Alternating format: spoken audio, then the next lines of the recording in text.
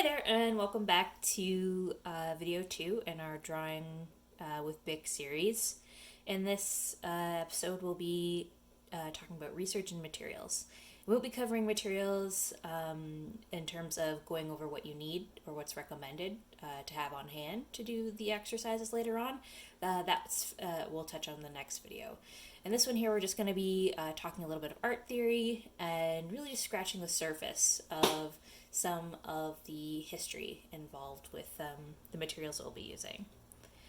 And I really can't stress enough the importance of trying to get to know the materials that you're using. And you might be saying, why? I am here to draw.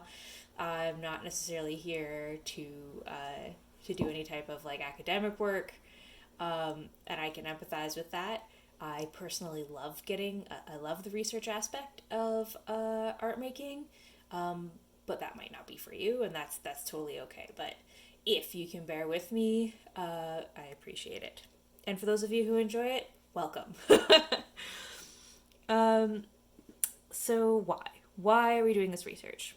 The history of the materials that you're using can have an impact or form a relationship with the meaning of the work that you're going to do. As Canadian thinker Marshall McLuhan said, the medium is the message. And how we can think about that in terms of art making is how art is made and what it is made with and where it is presented can communicate just as much information to an audience as the content of the art itself, or what the art is a direct representation or attempting to be a representation of. A way to better understand that might be to look at the work of some really great contemporary Canadian artists. I recommend Brian Youngin, Jane Ash, Kent Monkman. All of their work is so closely connected to the materials or the styles that they're using. So Brian Youngin is probably the easiest example to talk about in terms of artists using materials that bring a lot of meaning along with them. Brian Youngin is better known for his sculpture work in which he uses found and recycled materials. He cuts them up, reworks them, repurposes them.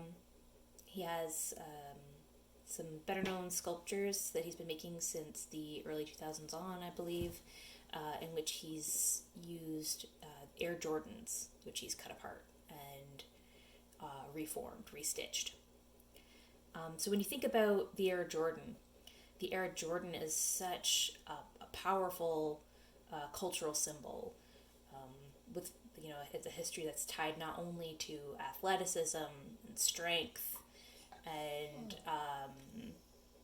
athletic celebrity, but also consumerism and the pitfalls of capitalism and envy. It's a very loaded material to work with. And I think you'll see that as we go along, the Bic,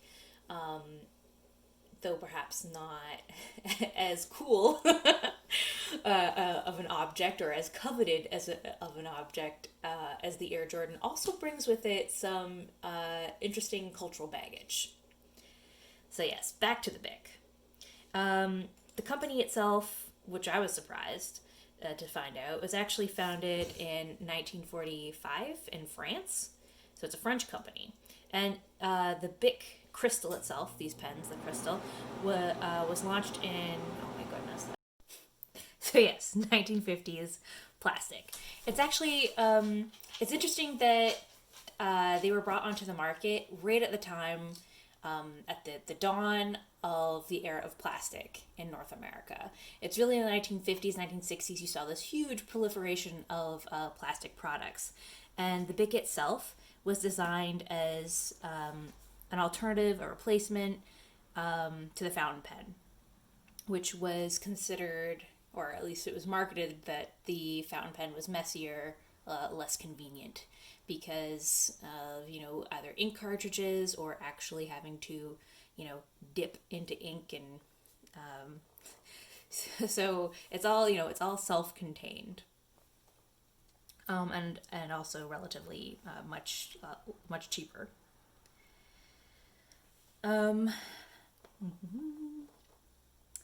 And it's actually kind of interesting to consider the Bic on this continuation or this continuum of developments in writing instruments. That it itself was created to replace the fountain pen, but it itself too, though it is it's so commonplace and so everywhere.